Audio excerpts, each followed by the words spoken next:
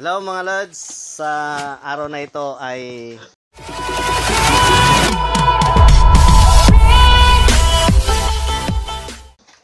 ito na yung aking inahin. Tahimik na siya. Kahapon medyo maligalig. Pero ngayon tahimik na kasi ngayon yung kanyang heat. Tingnan nyo, oh. Ayan, oh. Kahit itulak mo yan. Kahit itulak mo yan, wala na. Oh, hindi na gagalaw yan kahit itulak mo. So, ayan. Ito si Sir. Ayan, panghugas. Dali lang, ha? So, ayan. Kuha tayong panghugas kasi marumi.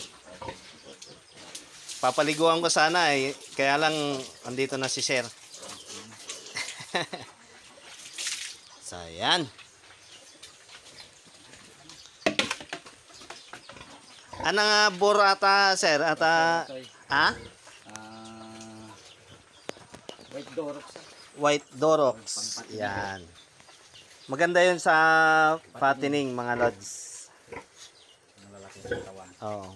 Ito, kagaya nito. White Dorox mo lang natin yun, ha? Oh, ayan. Ito, mga White Dorox din yung pinanggalingan ng similya. Yan, kaya ganyan yung mga katawan. Magandang pang fattening. Pero okay rin siya sa sa pang inahin kasi nag crossbreed yung nanay at saka yung barako. So yan. Eto mga lads, oh. Tingnan nyo, tahimik siya. Pero kahapon nagwawala. Oh, nagwawala siya kahapon. Di ba? Napapaangat pa yung paa niya, oh, kasi nakikiliti ba? Nakikiliti. Ayan. Tingnan nyo, tahimik siya. Talagang hit niya na, mga lods, oh. Hit niya na. Yun yung timing, mga lods. Hindi siya basta-basta na agad mong pabulugan o AI. Kahapon kasi talaga nagwawala siya pero hinayaan ko lang. Yan. Ngayon yung timing niya. Naghanap ng kalabing-labing. Kasi nalipasan siya nung 14. Ngayon niya ngayon niya sinulit. Ayan. Hanggang mamayang hapon, mga lods. Hanggang hapon yan. Pero bukas, wala na. Lipas na. Kaya yon. Ito yung timing niya. Oh? Ano masasabi mo? Ano masasabi mo, Laningning? Oh. Oh, wala siyang masabi, mga lods. Talagang ayaw niya ng abala.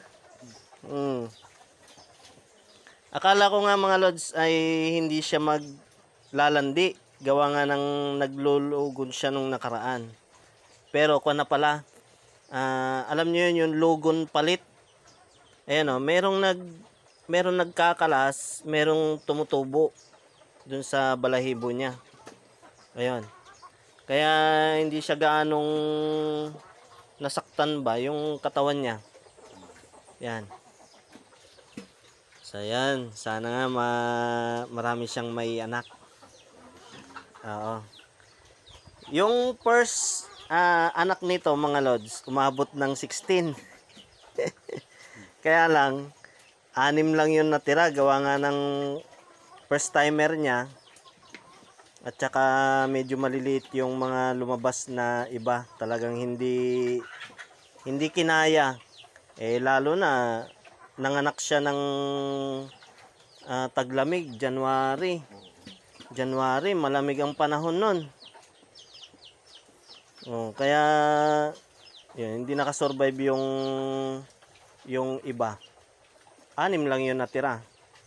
So yun, oh, ang bilis. Ang bilis bumaba nung similya, mga lods, oh. Parang may humihigop sa loob. Ayun mga lods. Ganyan, timingan ang kwan. Kasi pag hindi nyo na timingan, may posibilidad na konti yung mabuong biik sa tiyan ni mother pig or maaring hindi makakuha. Ayun. Ayun, tapos na. Oh. So, hayaan lang yan kusang matatanggal yan. Kasi meron pang natira doon sa catheter na similya. So, yan. Hanggang dito na lang mga lads. Happy farming sa mga kabakyard natin dyan. Thank you.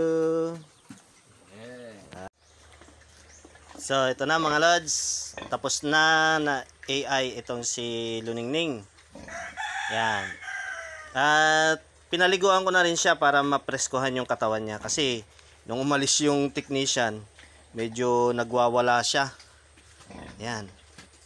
So ito mga lods, iniwan niya yung catheter kasi nga pag hinugot yan, kaagad maaring lumabas yung mag-backflow yung semilya sa loob. Kaya ganyan, iniwan niya yung catheter dyan hanggang sa maubos yung laman. Yan. Kusa namang matatanggal yan mga lods. So, after nito mga lods, mamayang hapon, babalikan ng technician at lalagyan uli ng similya yung si Luningning. Yan, si similyahan uli siya. O yun. So, yun mga lods, dito na lang ang video ito. Maraming salamat sa inyong panonood, suporta sa aking mga ginagawang content. Happy farming sa lahat mga lods. Thank you for watching and God bless.